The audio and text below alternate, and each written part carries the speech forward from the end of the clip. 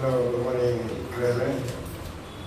ప్రియ సంగమా, క్రీస్తు పేరిట మీ అందరికీ వందనములు. I want to thank the churches that are seeing for a good reception since I came. Narsingi స్థానిక సంఘానికి నా యొక్క కృతజ్ఞతలు. నన్ను ఎప్పుడు వచ్చినా కానీ ప్రేమతో చేర్చుకుంటారు. You've been very encouraging. You are a warm people. మీరందరూ నన్ను చాలా బలపరిచారు, చాలా ప్రోత్సహించేటువంటి మనుషులు మీరందరూ. You are very kind people. మీరందరూ దయగలిగినటువంటి వారు. You are committed to the word of God. మీరు దేవుని యొక్క పని పట్ల కమిట్ అయి ఉన్నటువంటి వారు. This has encouraged me a lot. ఇది నన్ను చాలా ప్రోత్సహిస్తుంది. Yes, I was preaching, but I was learning a lot from you too. నేను చెప్తున్నాను అంతే, కానీ మీ దగ్గర నుంచి నేను చాలా నేర్చుకుంటున్నాను. Today will be my last Sunday service here in Nasim. నార్సింగ్లో ఈ రోజు నాది చివరి ఆదివారం. I'll be leaving the country back to my home in Zambia. నేను తిరిగి జాంబియాకు వెళ్ళిపోతున్నాను. నా స్వస్థలానికి వెళ్ళిపోతున్నాను. I completed my treatment program at Apollo Hospital. Apollo హాస్పిటల్లో నా వైద్యము పూర్తి అయిపోయింది, కాబట్టి నేను నా స్వదేశానికి వెళ్ళిపోతున్నాను. I have the message to encourage you to continue in the way of God. ఈరోజు ఒక చిన్న అంశాన్ని నేను మీతో పంచుకుంటాను, మిమ్మల్ని ప్రోత్సహించగలిగేటువంటి అంశాన్ని. We are going to share the word from Matthew chapter 7. Matthew chapter 7. మత్తయి సువార్త 7వ అధ్యాయం నుంచి We start from verse 24 to 25. 24 నుంచి 27. 24 నుంచి 27 వచనాలు చదువుతున్నాము. మత్తయి సువార్త 7వ అధ్యాయము 24 నుంచి 27 వచనాలు. కాబట్టి ఈ నా మాటలు విని వాటి చొప్పున చేయు ప్రతి వాడును బండ మీద తన ఇల్లు కట్టుకొనిన బుద్ధిమంతుని పోలి ఉండును. వాన కురిసెను, వరదలు వచ్చెను, గాలి విసిరి ఆ ఇంటి మీద కొట్టెను. కానీ దాని పునాది బండ మీద వేయబడను కనుక అది పడలేదు. మరియు ఈ నా మాటలు విని వాటి చొప్పున చేయని ప్రతి వాడు ఇసుక మీద తన ఇల్లు కట్టుకొనిన బుద్ధిహీనుని పోలి ఉండును. వాన కురిసెను, వరదలు వచ్చెను, గాలి విసిరి ఆ ఇంటి మీద కొట్టెను. అప్పుడు అది కూలబడెను, దాని పాటు గొప్పదని చెప్పాను. Thank you. Jesus here is talking about two builders. ఇక్కడ యేసుక్రీస్తు వారు ఇద్దరు కట్టేటువంటి మనుషుల గురించి మాట్లాడుతున్నాడు. He's not talking about builders, such structures of homes or buildings. ఇల్లు కట్టేవారి గురించో లేదంటే బిల్డింగ్ కట్టేవారి గురించో ఇద్దరు మనుషుల గురించి మాట్లాడుతున్నాడు ఆయన. He's using this as a parable. ఆయన అక్కడ ఉపమాన రీతిగా అక్కడ చెప్తున్నాడు, so that we can understand it. దాన్ని మనం సరిగ్గా అర్థం చేసుకోవాలని చెప్పేసి ఉపమాన రీతిగానే చెప్తున్నాడు. He says one builder was wise, the other one was foolish. ఒకతన్నేమో బుద్ధిమంతుడు అని చెప్పేసి అంటున్నాడు, ఒకతన్నేమో బుద్ధిహీనుడు అని చెప్పేసి అంటున్నాడు. What made the other one wise and the other one foolish? ఏం చేసి వాళ్ళు బుద్ధిమంతులయ్యారు లేదంటే ఏం చేసి బుద్ధిహీనులయ్యారు? This is what we want to find out this morning. ఈ రోజు మనం అదే తెలుసుకోవడానికి ప్రయత్నం చేద్దాం. Brothers and sisters, నా ప్రియ సహోదరి సహోదరులారా, Christianity is full of challenges. Christianity is full of challenges. Our faith is full of challenges, problems. Challenges. Okay. మన యొక్క క్రైస్తవ జీవితం అనేది చాలా సమస్యలతో కూడుకున్నది. There are problems everywhere.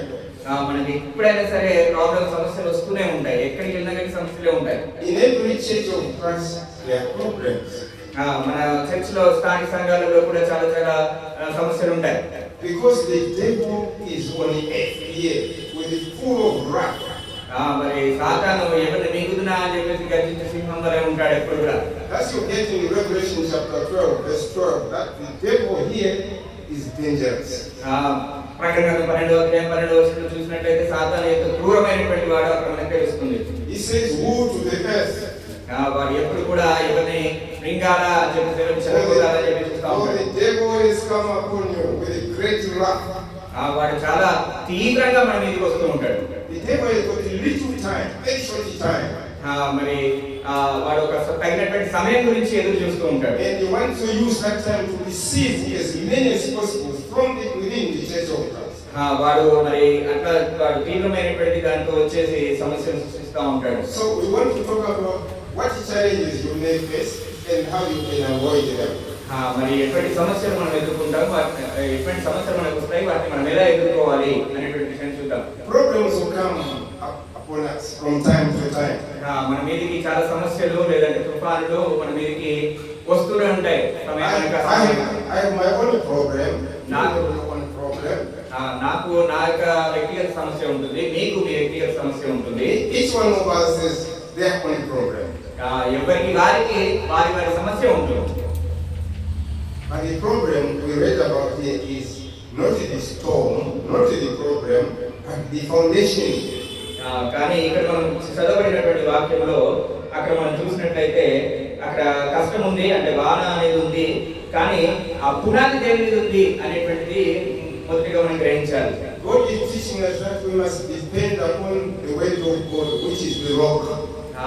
దానికి దేవుడు చెప్తున్నటువంటి మాట ఏంటంటే మనమందరం కూడా వాక్యము మీద ఆధారపడి ఉండాలి.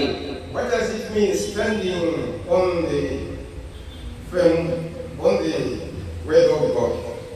మనమందరం కూడా దేవుని యొక్క వాక్యం పైన మాత్రమే ఆధారపడాలి. Standing on the word of God is reference to remaining upright. మనము వాక్యం మీద ఆధారపడి ఉండడం అంటే ఎప్పుడు కూడా నీతిగా నిలబడి ఉండాలి. To be fixed. స్థిరంగా ఉండాలి. మనమందరం కూడా స్థిరంగా ఉండాలి. To continue.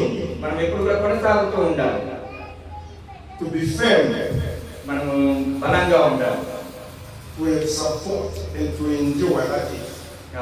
మరి to endure, to remain strong. మనం చాలా దృఢంగా బలంగా విశ్వాసంలో ఉండాలి, దేవుని యొక్క వాక్యం పైన ఆధారం చేసుకుంటాం. When we do that, we'll be able to stand on the word of God. మనం ఎప్పుడు చేయగలుగుతాం ఇదంతా కూడా అంటే దేవుని యొక్క వాక్యం పైన ఆధారపడ్డప్పుడు మాత్రమే ఉండగలుగుతాం. Let us now look at the two builders. ఈ ఇద్దరు కట్టేటువంటి మనుషుల గురించి ఒకసారి ఆలోచన చేద్దాం. The foolish and the wise one. బుద్ధిమంతుడు, బుద్ధి లేనటువంటి వాడు. None of us here want to be called foolish. మనలో ఎవరైనా బుద్ధిహీనులం అవ్వాలి అనుకుంటామా? We all want to be called wise. మనం అందరం కూడా బుద్ధిమంతులం అవ్వాలనే అని చెప్పేసి అనుకుంటాం. Each builder made a decision to build the house. వారిద్దరు కూడా వారి యొక్క ఇల్లు కట్టుకుంటున్నారట. They made independent decisions without pressure to build the house. వారు వారి వ్యక్తిగతమైనటువంటి నిర్ణయం తీసుకున్నారు ఇల్లు కట్టుకోవాలని చెప్పి. Probably they used the same material. వాళ్ళు ఇల్లు కట్టుకోవడానికి వాళ్ళిద్దరు కూడా సేమ్ మెటీరియల్ యూజ్ చేసుకొని ఉండొచ్చు. The difference was the foundation.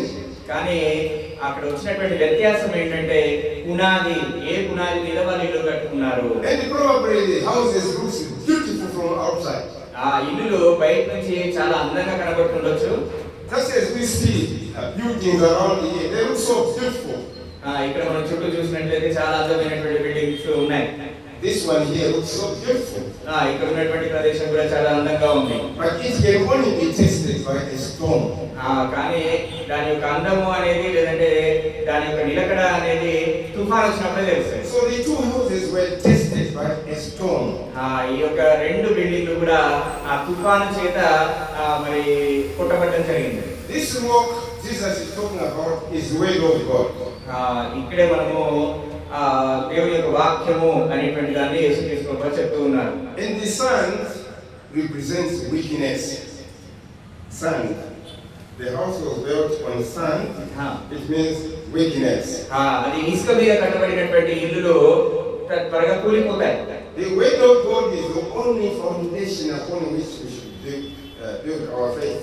మన యొక్క విశ్వాసాన్ని దేవుని యొక్క వాక్యము అనేటువంటి దానిపైన మాత్రమే, ఆ బండ మీద మాత్రమే మనం కట్టుకోవాలి. The word of God is dependable. దేవుని యొక్క వాక్యము మరి ఆధారం చేసుకోదగినది. Can you imagine? Both houses experienced the same storm. రెండు ఇల్లులు కూడా ఒకటే తుఫాను ఎదుర్కొన్నాయి. They experienced the same amount of rain. ఆ రెండు బిల్డింగ్లు కూడా ఒకటే రకమైనటువంటి వర్షాన్ని ఎదుర్కొన్నాయి. Equal amounts of floods. ఇద్దరు రెండు కూడా సమానమైనటువంటి వరదను ఎదుర్కొన్నాయి. Equal strength of wind. రెండు కూడా సమానమైనటువంటి గాలిని ఎదుర్కొన్నాయి. But one was weak. ఎప్పుడైతే బలహీనంగా ఉంది, ఒకటి బలహీనంగా ఉంది. The word of God is a book like no other. దేవుడి యొక్క వాక్యం అనేది ఒక మంచి పుస్తకం, వేరే పుస్తకాలు ఎదురు దానికి సరిరావు.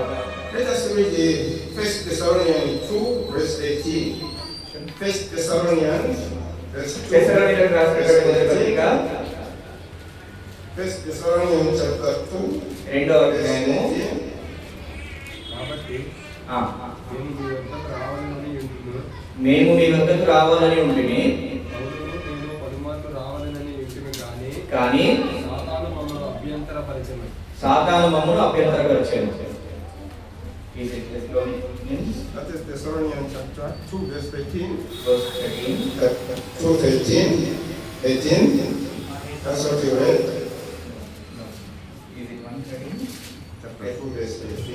Chapter 2 verse 18. Thessalonians chapter 1 verse 18. You can read it. 2:13. ఆ హేతు చేతను మీరు దేవుని గురించిన వర్తమాన వాక్యము మీ వలన అంగీకరించినప్పుడు, మా వలన అంగీకరించినప్పుడు మనుషుల వాక్యమని ఎంచక అది నిజముగా ఉన్నట్టు దేవుని వాక్యమని దానిని అంగీకరించుకుని గనుక మేమును మారక దేవునికి కృతజ్ఞతాస్తుతులు చెల్లించుతున్నాము. ఆ వాక్యమే విశ్వాసులైన మీలో కార్యసిద్ధి కలుగజేయుచున్నది. The word of God is truth. దేవుని యొక్క వాక్యము సత్యము. Jesus prayed about it in John 17 to say, "Thy way is truth."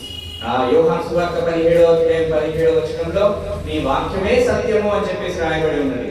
So the word of God is important because it is a revelation. ఈ దేవుని యొక్క వాక్యము అనేది ప్రత్యక్షత గలది.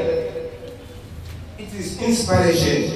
అది మనల్ని ప్రోత్సహించేది. It is infallible. There is no mistake. దాంట్లో ఎటువంటి తప్పులు లేనటువంటిది.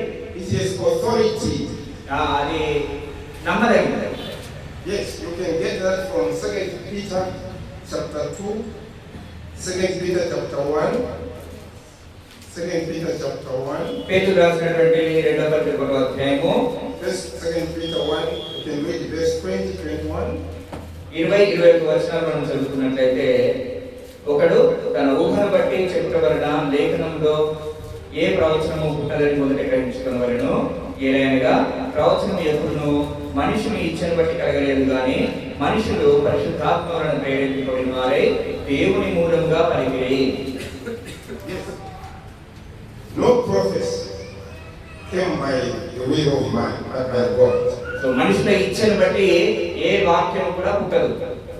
So it means the Bible is dependable. అందుకనే ఈ యొక్క గ్రంథము అనేది మనం ఆధారం చేసుకునదగినది. Because it came from God. ఎందుకంటే ఇది దేవుని నుండి వచ్చినటువంటిది. It is reliable. అది నమ్మదగినది. In 2 Timothy chapter 3, 2 Timothy chapter 3, 15, 17 says, all scripture is inspired of God. తిమోతికి రాసినటువంటి రెండవ పత్రిక 2 Timothy 3:15. 3వ అధ్యాయము 15వ వచనాన్ని మనం గమనించినట్లయితే, విశ్వాసం ద్వారా రక్షణార్థమైన జ్ఞానము నీకు కలిగించుటకు శక్తి గల పరిశుద్ధ లేఖనములను బాల్యము నుండి నీవు ఎరుగుదు కనుక నీవు నేర్చుకుని రుడియని తెలుసుకున్నవి ఎవరి వలన నేర్చుకుంటివో ఆ సంగతి తెలుసుకొని వాటి యందు నిలకడగా ఉండుము. దైవజనుడు సజ్జనుడై ప్రతి సత్కార్యమునకు పూర్ణముగా సిద్ధపడి ఉండునట్లు దైవావేశము వలన కలిగిన ప్రతి లేఖనము ఉపదేశించుటకును, ఖండించుటకును, తప్పుదిద్దుటకును, నీతి యందు శిక్ష వేయుటకును ప్రయోజనకరమై ఉన్నది. దైవావేశము వలన కలిగిన ప్రతి లేఖనం అంటే దేవుని నుంచి వచ్చింది అని చెప్పడానికి రిఫరెన్స్ ఇస్తున్నాం. We encourage to spend on the word of God because it is profitable. ఎందుకంటే దేవుని యొక్క వాక్యం పైన మీరందరూ ఆధారపడి ఉండాలి అని చెప్పేసి నేను ప్రేమతో మిమ్మల్ని కోరుతున్నాను. ఎందుకంటే అది నమ్మదగినది. No one wants to run a business where there is no profit at all. You can't run a business where there is no profit. You want a profit. మనకు నష్టము లేదా లాభం లేకుండా మనం ఏ ఒక్క బిజినెస్ ని కూడా చేయము. లాభం కోసమే చేస్తాం. God says it is profitable. దేవుడు అంటున్నాడు ఆయన యొక్క వాక్యము మరి మనకు లాభాన్ని చేకూరుస్తుంది అని చెప్పేసి We can use the word of God for any corrections in our spiritual life. మన యొక్క ఆత్మీయ జీవితంలో ఏదైనా లోటుపాట్లు ఉంటే సరి చేసుకోవడానికి దేవుని యొక్క వాక్యం ఉపయోగపడుతుంది. The word of God will build us, will strengthen us. మనల్ని దేవునిలో బలపరచడానికి దేవుని యొక్క వాక్యం ఆత్మీయంగా బలపరచడానికి దేవుని యొక్క వాక్యము ఉపయోగపడుతుంది. And it is complete.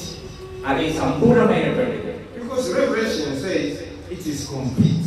ప్రకటన గ్రంథంలో అంటాడు ఆయన సంపూర్ణమైనది అని చెప్పేసి అంటాడు. When you go to Revelation 22, verse 18-19, it says it is complete. We can't look for any more. ప్రకటన గ్రంథం 22వ అధ్యాయంలో ఆయన మరి ఇది సంపూర్ణమైనది అని చెప్పేసి అంటున్నాడు. దీంట్లో ఏది కలపొద్దు ఏది తీసేయకూడదు అని చెప్పేసి చెప్తూ ఉన్నాడు. You see, in some religious world, కొన్ని మత శాఖలలో apart from the word of God, which is complete, they add other teachings. మత శాఖలలో మరి దేవుడైతే పరిపూర్ణమైనది అని చెప్పేసి చెప్తూ ఉంటే వాళ్ళు కొన్ని యాడ్ చేస్తూ ఉంటారు, కొన్ని తీసేస్తూ ఉంటారు. They put a set of rules which the church should follow. వాళ్ళు ఎప్పుడు కూడా మరి అన్ని కంకితాలన్నీ కూడా సంఘం ముందర పెడతా ఉంటారు. They put their denomination members of the church to study those conditions, to study those rules. వాళ్ళన్నీ కూడా మానవ కల్పితమైనటువంటి రూల్స్ అండ్ రెగ్యులేషన్స్ పెడతా ఉంటారు. సంఘస్థులందరూ కూడా ఇవి పాటించాలి అని చెప్పేసి ఖచ్చితంగా చెప్తూ ఉంటారు. They should do as much as possible to memorize those. వాళ్ళు ఎక్కువగా ఈ యొక్క వాక్యాలను బట్టి పట్టాలి అనేటువంటి దాంట్లో ఉంటారు. If they fail the test, they may not be baptized. They won't be baptized. వాళ్ళకు దేవుని యొక్క వాక్యాన్ని గుర్తుపెట్టుకోలేకపోతే వాళ్ళు బాప్తిసం ఇవ్వరు. But in the church of Christ, we believe the word of God is complete.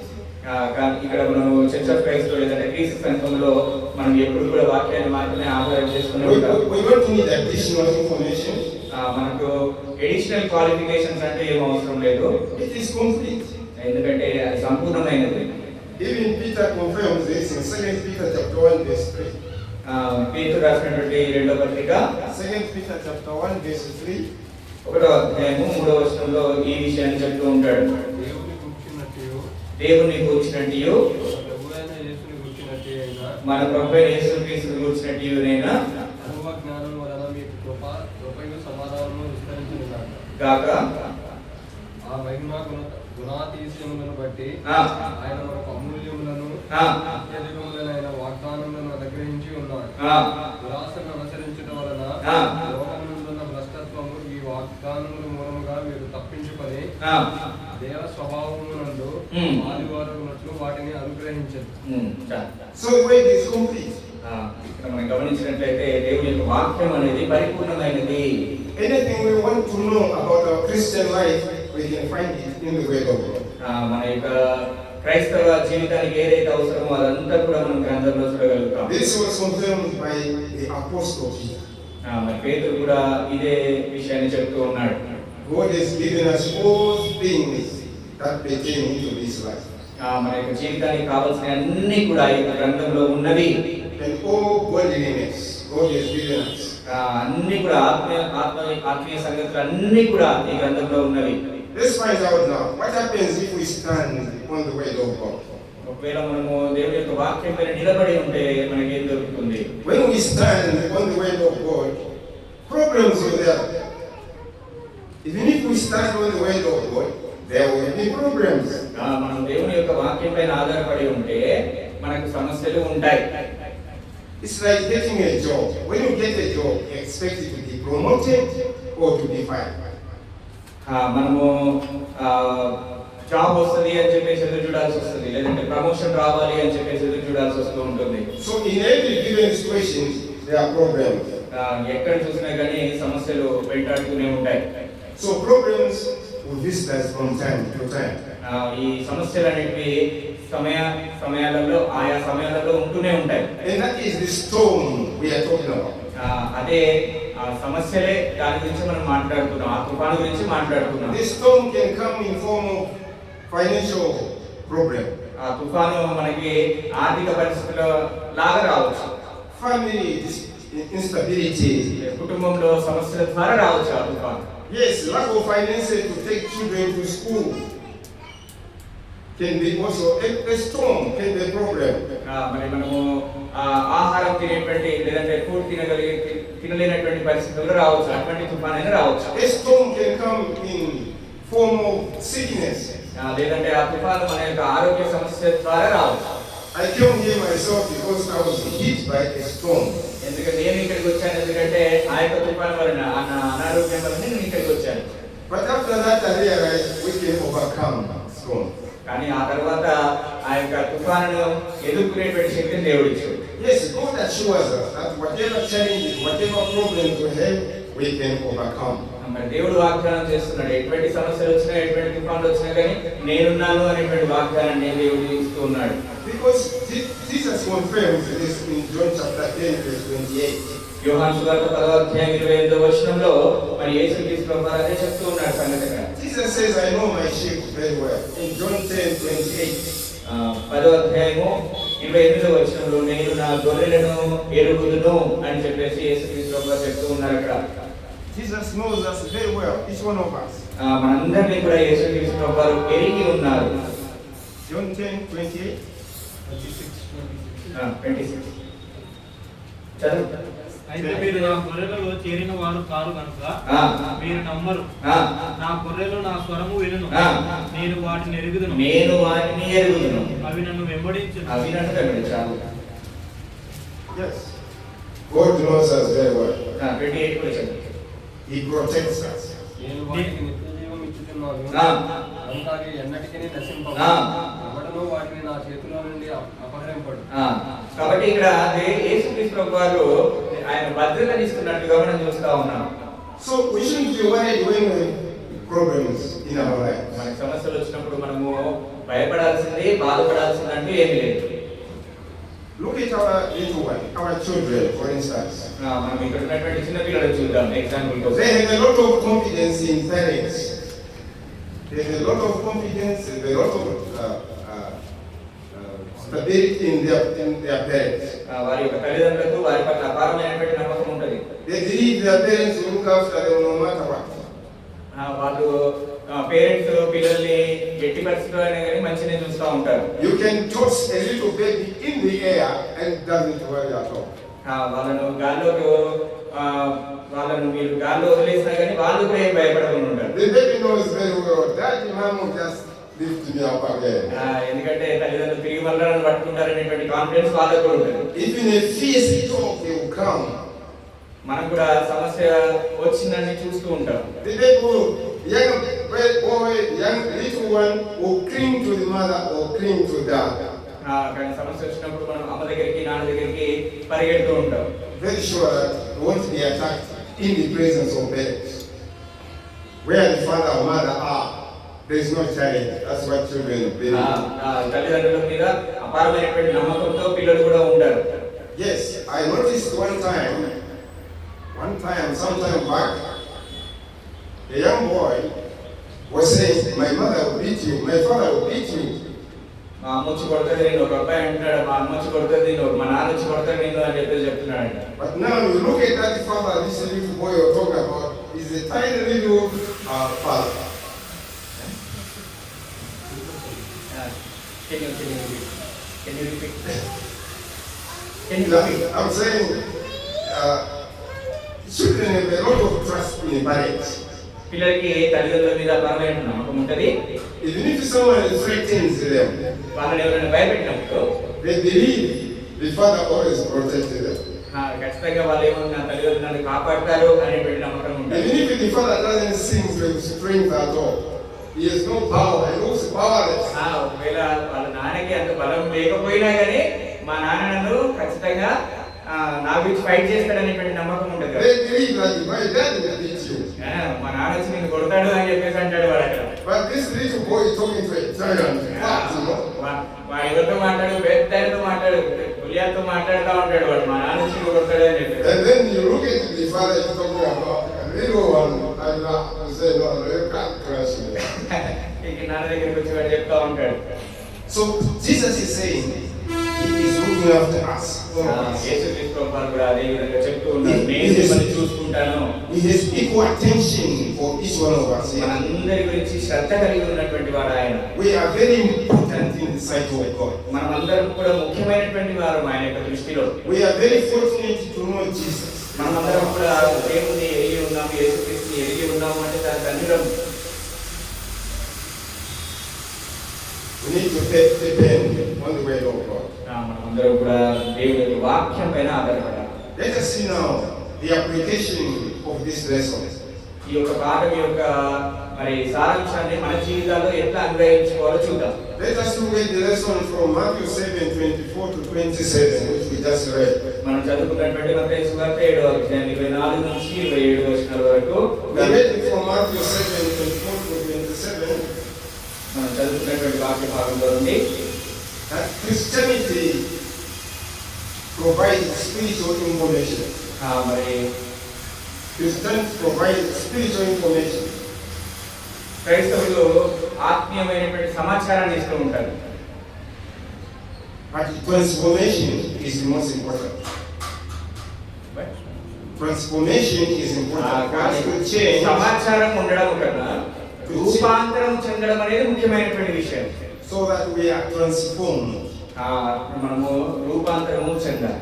That's what we read about in the book of Romans. It says, be transformed. When we are transformed, we change, adapt ourselves to the will of God. అదే విషయాన్ని రోమిలకు రాసినటువంటి పత్రికలో చెప్తూ ఉంటాడు, మనము రూపాంతరం చెందవలను అని చెప్పేసి అంటూ ఉంటాడు. You read Romans 12 verse 2, for instance. రోమిలకు రాసిన పత్రిక 12వ అధ్యాయంలో Romans 12 verse 2. 12వ అధ్యాయం 2వ వచనంలో మీరు ఈ లోక మర్యాదను మీరు ఈ లోక అనుసరింపక మర్యాదను అనుసరింపక ఉత్తమమును అనుకూలమును సంపూర్ణమై ఉన్న దేవుని చిత్తమేదో పరీక్షించి తెలుసుకున్నట్లు మీ మనసు మారి నూతనమగుట వలన రూపాంతరము పొందుడి. మనసు మార్చుకొని రూపాంతరము పొందే విధంగా చేసినటువంటి సమాచారం ఇవ్వడం కాదు. So we should stand upon the word of God. ఎప్పుడంటే మనము దేవుని యొక్క వాక్యం పైన ఆధారపడ్డప్పుడు it will lead us into spiritual, into eternal life. అది మనల్ని ఈ యొక్క దేవుడి యొక్క వాక్యము మనల్ని నిత్య జీవానికి తీసుకెళ్తూ ఉంటుంది. When we hear the word of God, మనము వింటాం. ఎక్కడి నుంచి? చెవిలోంచి విన్నటువంటిది. when you hear, మనం విన్నప్పుడు what do you do? విన్నప్పుడు మనం ఏం చేస్తాం? What do you do when you hear something? మనం ఎప్పుడైనా ఏదైనా విన్నప్పుడు మనం ఏం చేస్తాం? It goes to the heart. అది చెవుల దగ్గర నుంచి మన యొక్క హృదయంలోనికి వెళ్తుంది. From the heart, it must be transformed into spiritual life. అది మన యొక్క హృదయంలో నుండి మన యొక్క క్రైస్తవ జీవితానికి అన్వయింపబడేట్టుగా చేస్తుంది. Our children go to school to learn, నేను చిన్నప్పుడు స్కూల్కి చదువుకోవడానికి నేర్చుకోవడానికి వెళ్ళాను. to remember, నేర్చుకొని గుర్తుపెట్టుకోండి. and at the end they are tested to see if they understood. తర్వాత ఏమవుతుంది? పరీక్ష పెడతారు. వాళ్ళకి అర్థమైందా, వాళ్ళు గ్రహించారా అనేటువంటి పరీక్ష పెడతారు. But if they were just hearing, వాళ్ళు ఒకవేళ ఓన్లీ వినడం మాత్రమే ఉన్నారనుకోండి, they will not be able to pass the exam. వాళ్ళు పాస్ అవ్వలేరు ఎగ్జామ్ లో. So the whole process of learning the word of God is to hear, keep it, apply it in life. అలాగే దేవుడి యొక్క వాక్యం కూడా వినాలి, జీవితంలో భద్రపరచుకోవాలి, దాని ప్రకారంగా మన యొక్క జీవితాన్ని కట్టుకోవాలి. The foolish man heard the word of God. ఈ యొక్క బుద్ధిహీనుడు మరి దేవుని యొక్క వాక్యాన్ని అన్వయించుకోలేదు. He heard but he didn't obey. ఆయన దాన్ని అసహించుకున్నాడు, కానీ దాన్ని అంగీకరించలేదు. That's what made him foolish. అందుకనే అతను బుద్ధిహీనుడు అయ్యాడు. So hearing the word of God is not enough. వినడం మట్టుకు మాత్రమే సరిపోదు. దేవుడి యొక్క వాక్యం వినడం మట్టుకు మాత్రమే సరిపోదు. Attending church services like this is not enough. మరి ప్రతి కూడికకు హాజరవడం మాత్రమే సరిపోదు. It's like someone who says I'm married, but he doesn't show any signs of being a married person. ఇప్పుడు అతను పెళ్ళైనటువంటి వ్యక్తి ఉన్నాడు, కానీ ఆయన పెళ్ళైనట్లుగా ఎప్పుడూ జీవించలేదు. There is no care for his wife, no care for the husband. ఎప్పుడు కూడా అతను తన యొక్క భార్యకు ప్రాముఖ్యత ఇచ్చినట్టుగా, తన యొక్క భార్యతో ఉన్నట్టుగా ఎప్పుడు చూడలేదు. There is no difference with the singles at all. మరి ఆయనకు పెళ్లి కానటువంటి వాడికి పెళ్ళైనటువంటి వాడికి ఎటువంటి వ్యత్యాసం. So when we hear the word of God, we must act upon it. అలాగే మనం కూడా ఓన్లీ విని ఊరుకుంటే సరిపోదు, విని దాని ప్రకారంగా జీవించాలి. That's what James 1:22 tells us. James 1:22. యాకోబు పత్రిక 1వ అధ్యాయం 22వ వచనం కూడా అదే విషయాన్ని చెప్తూ ఉంటుంది. James 1:22. మీరు వినువారు మాత్రమే ఉండి మిమ్మల్ని మీరు మోసపుచ్చుకోనకుండా వాక్య ప్రకారము ప్రవర్తించువారునై ఉండండి. We must act upon what we hear. మనము ఏదైతే వింటున్నామో దాని ప్రకారం జీవించాలి అనేటువంటి విషయం చెప్తూ ఉన్నాడు. We must be doers of the word. మరి వాక్య ప్రకారంగా మనం ప్రవర్తించాల్సినటువంటి వారమే ఉంటాం. We must do what the word of God tells us. మనము వాక్యం ఏం చెప్తే అది చేసే వారిలాగా ఉండాలి. So that we are not counted among the foolish. అప్పుడు మనము బుద్ధిహీనులము అవ్వము. We want to be wise builders. మనం ఎప్పుడు కూడా బుద్ధిమంతుడి వలె ఉండాలి. When we are wise, మనం ఎప్పుడైతే బుద్ధిమంతుడిగా ఉంటామో Jesus will appreciate us at the end of time. యేసుక్రీస్తు ప్రభువు మనల్ని మెచ్చుకుంటాడు. So what should we do? కాబట్టి ఏం చేద్దాం? We must stand firm. We must continue in the way of God. మనం చాలా స్థిరంగా దేవుని యొక్క వాక్యాన్ని ఆధారం చేసుకొని మన యొక్క జీవితాన్ని కొనసాగించాలి. We read the verse 1 Corinthians chapter 15 for instance. మనము కొరింథీయులకు రాసిన మొదటి పత్రిక 15వ అధ్యాయాన్ని చూద్దాం ఒకసారి. 1 Corinthians 15 verse 58. కొరింథీయులకు రాసిన మొదటి పత్రిక 15వ అధ్యాయము 1 Corinthians 15 verse 58. 58వ వచనం చూద్దాం. 1 Corinthians 15. కాగా నా ప్రియ సహోదరులారా, మీ ప్రయాసము ప్రభువునందు వ్యర్థము కాదని ఎరిగి స్థిరులను కదలని వారును ప్రభు కార్యాభివృద్ధియందు ఎప్పటికీ ఆసక్తులయుండుడి. We are told to be strong. మనమందరం కూడా స్థిరంగా ఉంటాం. If we are not strong, at the end of time, we shall lose that crown of life. మనం ఎప్పుడైతే స్థిరంగా ఉంటామో లేదంటే మనలో పడిపోతామో అప్పుడు మనం జీవ కిరీటాన్ని పొందుకోలేము. None of us want to go for work, and at the end of the month, we don't get a pay. None of us want to go for work. At the end of the month, you don't get a salary at all. మనం పనికి వెళ్ళకపోతే, ఒక నెలంతా పనికి పోకపోతే ఎట్లాగైతే జీతం రాదో, how are you going to feel? అప్పుడు మనము బాధపడతాం. A long time ago, చాలా దినముల క్రితము someone have come for work. పనికి వచ్చారు, ఒకరికి పనికి వచ్చారు. Moves around the department to show that he is reported for work. పని చేయాల్సినటువంటి స్థలంలో ఉన్నటువంటి వారిని పరిచయం చేశారు. He would greet the friends around to show that he is around. ఆయన అందరికీ కూడా గ్రీట్ చేసుకుంటూ నేను ఉన్నాను అని చెప్పేసి చెప్తాను. After a short while, we just no go. కొద్దిసేపు అయిన తర్వాత ఆయన వెళ్ళిపోయాడు. And he continued like that for 30 days. ఆయన 30 దినాలు కూడా వస్తూ వెళ్ళిపోతూ ఉన్నాడు. At the end of time, he could not get a salary. Last కి ఆయనకి శాలరీ రాలేదు, జీతం రాలేదు. Because his attendance for work was not showing any progress, any performance at all. అంటే ఆయన జీతం రాలేదు. ఎందుకు రాలేదంట? ఆయన ఏం పర్ఫార్మెన్స్ అంటే పరిచయం అంటే పని ఏం చేయలేదు. వచ్చి అందరికి గ్రీట్ చేసి నేను ఉన్నాను అని చెప్పేసి అటెండెన్స్ చేసి వెళ్ళిపోతున్నాడంట. We need to be performers, doers of the word of God. మనము దేవుడి యొక్క వాక్యాన్ని జరిగించాల్సినటువంటి వారమే, అంటే పని చేయాల్సినటువంటి వారమే ఉంటున్నాం. If we don't go by what the word of God tells us, at the end of time we shall be disappointed. మరి మనము దేవుడి యొక్క వాక్య ప్రకారంగా ఆయన చెప్పినట్టుగా చేయకపోతే లాస్ట్ మనం కూడా డిసప్పాయింట్ అవుతాం. We shall all have excuses at the end of time. మనము మనకు ఉన్నటువంటి కారణాలను చెప్పలేము చివరికి. Me at the end of time I said, Jesus, I was preaching in India. నేను చివరి నిమిషంలో దేవుడితో చెప్తానయ్యా, నేను ఇండియాలో చెప్తూ ప్రీచ్ చేశాను అని చెప్పేసి. Another one will say, no, me I was baptizing a number of people. నేను ఇంతమందికి బాప్తిసం ఇచ్చానని. Another one will say, "Oh Lord Jesus, I started so many churches of Christ in my country." నేను చాలా స్థానిక సంఘాలను బలపరిచాను, స్థాపించాను. Yes, you may be doing all those things, అన్ని చేస్తూనే ఉండొచ్చేమో, but you didn't apply them to your life. అది మన జీవితాలు అన్వయించుకోకపోతే, So what we need is to apply what we learn. Apply చేసుకోకపోతే చాలా కష్టము. అందుకనే దేవుని యొక్క వాక్యాన్ని మన జీవితాలకు అన్వయించుకోవాలి. The word of God is dependable.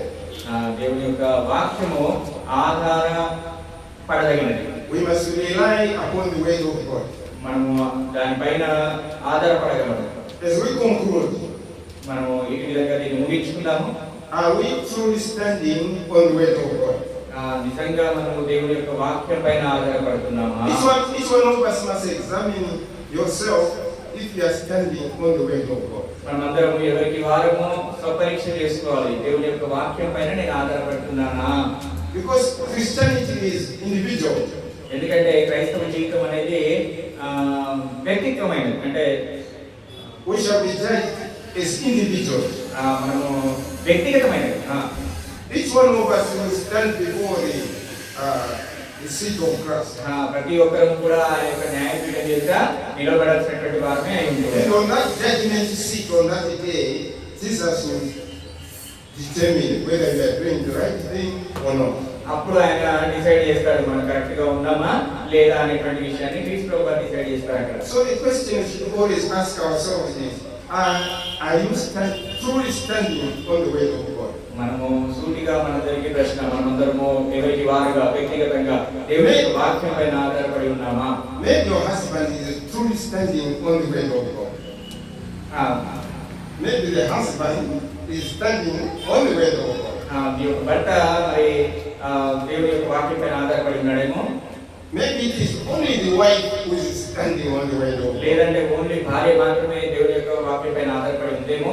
The husband is weak. మరి భర్త బలహీనంగా ఉన్నాడేమో. And when the storm comes, your husband will go. ఎప్పుడైతే తుఫాన్ వస్తుందో మరి అప్పుడు భర్త పడిపోతాడు. So there is need for us to stand on the way of God. అందుకనే మనం అందరం కూడా దేవుని యొక్క వాక్యం పైన కట్టుబడి ఉండాలి. Before the storm, the two houses looked strong and beautiful. తుఫాను కన్నా ముందు రెండు ఇల్లులు కూడా చాలా గట్టిగా కనబడ్డాయి, చాలా అందంగా కనబడ్డాయి.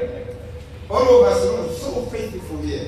మనమందరం కూడా చాలా విశ్వాసం కలిగినటువంటి వారంగా ఇక్కడ కనబడుతూ ఉన్నాం. We all look committed to the word of God. మనమందరం కూడా దేవుని యొక్క వాక్యం పట్ల శ్రద్ధాశక్తి కలిగినటువంటి వారంగా కమిటెడ్ గా ఉన్నాం. But what matters is not the outward appearance. మరి బయటికి కనబడేటట్టు లోపల కూడా ఉందా? It's the inside. లోపల Inside of ourselves. మన లోపల అంతరంగికంగా మనం ఎలా ఉంది? Our faith. మన విశ్వాసం. Yes, we may look faithful in appearance. మరి మనం పైకి చూడడానికి మాత్రం విశ్వాసం కలిగినటువంటి వారంగా కనబడుతున్నాం. Can we be able to overcome this storm? ఆ విశ్వాసంతో మనం వచ్చేటువంటి తుఫానులను ఎదుర్కోగలుగుతామా? I said this storm can come in terms of illness. You can be sick. That is a storm. ఆ తుఫాన్ అనేది మనకు అనారోగ్య కారణాల వల్ల రావచ్చు. Lack of employment is a storm. లేదంటే ఎదుగుదల లేనటువంటి తుఫాన్ రావచ్చు. Sickness, yes, is a storm, is a challenge. లేదంటే మనకి బాధాకరమైనటువంటి బలహీనత రావచ్చు. Failing an examination is a challenge, a big problem. Exam లో ఫెయిల్ అయ్యేటువంటి తుఫాన్ రావచ్చు. No child wants to repeat their exam right every year, 3, 4, 5 times. No. కానీ ఇక్కడ మనకు వచ్చేటువంటి పిల్లలు కదా ఒక సంవత్సరం తర్వాత మళ్ళీ రాయడం, ఒక సంవత్సరం తర్వాత మళ్ళీ రాయడం, ఒక సంవత్సరం తర్వాత మళ్ళీ రాయడం అనేటువంటిది ఉండదు. You want to write your exam, first sitting, you clear. First sitting of the exam, you clear, you go to another stage. మనం ఎప్పుడైతే ఎగ్జామ్ క్లియర్ చేస్తామో అప్పుడు వేరే ఉన్నతమైనటువంటి స్థానానికి వెళ్తూ ఉంటాం, వేరే ప్రదేశానికి వెళ్తాం. But if you don't clear, you must not give up. ఒకవేళ క్లియర్ చేయలేకపోతే మనం విడిచిపెట్టకపోతే. There are some people thinking they cannot achieve anything in life. కొంతమంది అనుకుంటారు నేను జీవితంలో ఏది సాధించలేను అని చెప్పేసి అనుకుంటారు. They have a negative mindset. వాళ్ళకి ఎప్పుడు కూడా నెగిటివ్ మైండ్ ఉంటుంది, నేను చేయలేను, నేను సాధించలేను అనేటువంటి We must have a positive mindset. వాళ్ళకి ఎప్పుడు కూడా ఆ యొక్క వ్యతిరేక భావమైనటువంటి తలంపులు ఉంటాయి. I felt today I'll try again. మళ్ళీ తిరిగి మరలా నేను దేవుడి యొక్క వాక్యం దగ్గర రావాలని చెప్పేసి. Failure is just a stepping stone. అది ఫెయిల్యూర్ అనేది stepping stone to success. Never give up. ఎప్పుడు కూడా విడిచిపెట్టకూడదు. No matter what problems you go through in life, don't give up. ఏ సమస్య వచ్చినా కానీ జీవితంలో ఎప్పుడు కూడా దేవుడిని విడిచిపెట్టకూడదు. I traveled all the way from my country myself. నేను నా యొక్క సుదూరం నుంచి నా యొక్క I said I am going to the hospital. నేను హాస్పిటల్ వెళ్తున్నాను అని చెప్పి. If I find the Church of Christ in India, I will attend no matter what. ఏదన్నా కానివ్వండి, నా ఆరోగ్య పరిస్థితి ఎట్లాగే ఉండనివ్వండి, కానీ నాకు ఇండియాలో చర్చ్ ఆఫ్ క్రైస్ట్ కనబడితే నేను ఏమన్నా కానివ్వండి అక్కడికి వెళ్తాను అని చెప్పేసి అనుకున్నాను. And I was here the first Sunday, second Sunday, the third Sunday of January. I was with you here. మరి మొదటి ఆదివారం, జనవరి మొదటి ఆదివారం, రెండో ఆదివారం, మూడో ఆదివారం అంతా కూడా నేను మీ మధ్యలో ఉన్నాను. It's not because I'm strong, but because I want to stand firm in the word of God. ఎందుకంటే నేను బలవంతుడని కాదు, కానీ దేవుళ్ళలో నేను నిలకడగా ఉండాలనేటువంటి ఆశతో నేను ఇక్కడికి వచ్చాను. I don't want Jesus to call me foolish. ఎందుకంటే దేవుడి దృష్టిలో నేను బుద్ధిహీనుడిగా ఉండదలుచుకున్నాను. None of us want to be called foolish. మనం ఎవరు కూడా బుద్ధిహీనుడిగా ఉండాలని చెప్పేసి Even our little children, we can't call them foolish. They will react. కాబట్టి మనము వాక్య ప్రకారంగా అనుసరించాల్సినటువంటి వారమే. How strong is your foundation? మన యొక్క పునాది అనేది ఎంత దృఢంగా ఉంది? How strong is the foundation of your faith? మన యొక్క విశ్వాసము ఏ పునాది మీద కట్టబడి దృఢంగా ఉంది? If it is not strong, do something quickly. మన ఒక పునాది ఒకవేళ స్ట్రాంగ్ గా లేకపోతే, దృఢంగా లేకపోతే ఏదో ఒకటి చేసుకోండి. Rekindle the spirit, change quickly. తొందరగా మార్పు. Yes, we all want to be rich in this world. ఇక్కడ మనము చాలా గొప్పగా కనబడాలని ఆశపడతామేమో. Is anyone here who want to be poor in life? Raise your hand. ఎవరికైనా మేము ఆర్థికంగా వెనకబడిన వారంగా ఉండాలి అని Who wants to be poor, wants to చెప్పేసి be a beggar? Raise your hand. We want to be rich, all of us. Money is good, isn't it? డబ్బులు ఎప్పుడు కూడా మంచిగా కదమ్మా. అమ్మా పేదగా ఉండాలని చెప్పేసి ఎవరైనా అనుకుంటామా? You have a good wife, a good job. You want to live comfortable everywhere. ఎప్పుడైనా మంచి భార్య కావాలి, మంచి ఉద్యోగం కావాలి, అన్ని వసతులతో మంచిగా ఉండాలి అని చెప్పేసి కోరుకుంటాం అందరూ. So, if we can say that to ourselves, Jesus says the same. He doesn't want anyone to lack anything at all. Jesus does not want us to lack anything in the spirit. మనం యేసుక్రీస్తు ప్రభువు కూడా ఎప్పుడు మన విధంగా కోరుకోరు. Let us build our life on Jesus, who is the rock. అందుకే మనం ఎప్పుడు కూడా మన యొక్క జీవితాన్ని క్రీస్తు అనే బండ పైన కట్టాలి. When we depend on Jesus, we are sure of eternal life. మనం ఎప్పుడైతే వాక్యానికి అనుగుణంగా ఉంటామో, లేదంటే క్రీస్తు అనేటువంటి బండ పైన ఉంటామో, We have never tasted eternal life, but we are sure there is eternal life. మనకి మరి దేవుడే వాగ్దానం చేస్తున్న జీవం ఇస్తానని చెప్పి. So each one of us, wake hard enough, ask yourself questions whether you stand on the firm ground. మనల్ని మనము ప్రశ్నించుకోవాలి, నేను సరైనటువంటి స్థిరమైనటువంటి బండ మీద ఉన్నానా? The word of God gives us power. మరి దేవుని యొక్క వాక్యము మనకు శక్తిని ఇస్తాం. The word of God is dependable. దేవుని యొక్క వాక్యము మరి నమ్మదగినది, ఆధారపడదగినది. And we should continue standing on the word of God. మనము ఆ యొక్క దేవుని వాక్యం పైన ఆధారపడి కొనసాగాల్సినటువంటి. I want to encourage the church to continue the way you've been doing all along. నేను మీ అందరినీ ప్రోత్సహిస్తున్నాను. మీరందరూ కూడా And encourage as many as possible to get saved as well. మరి మీరందరూ కూడా అనేక మంది రక్షింపబడాలి అనేటువంటి ప్రయాస కలిగి ఉండాలని కోరుకుంటున్నాను. I remember all of you as I go back in prayer. నేను మీ అందరినీ కూడా నా యొక్క అన్ని ప్రార్థనలో జ్ఞాపకం చేసుకుంటాను. I remember this church for the wonderful things they've done for me. మీ యొక్క అద్భుతమైనటువంటి మీ అందరినీ కూడా నేను I'll గుర్తుపెట్టుకుంటాను. continue to pray for this church. నేను మీ స్థానిక సంఘం గురించి ఎల్లప్పుడూ ప్రార్థన చేస్తూ ఉంటాను. Even to get yourself your own peace of mind or your own premises. మరి మన సొంత ప్రార్థన మందిరం గురించి కూడా మరి ప్రార్థన చేస్తాను అని చెప్పేసి చెప్తూ ఉన్నాను. May the good Lord bless you all. Me Amen. అందరినీ కూడా దేవుడు దీవించును గాక. ఆమేన్.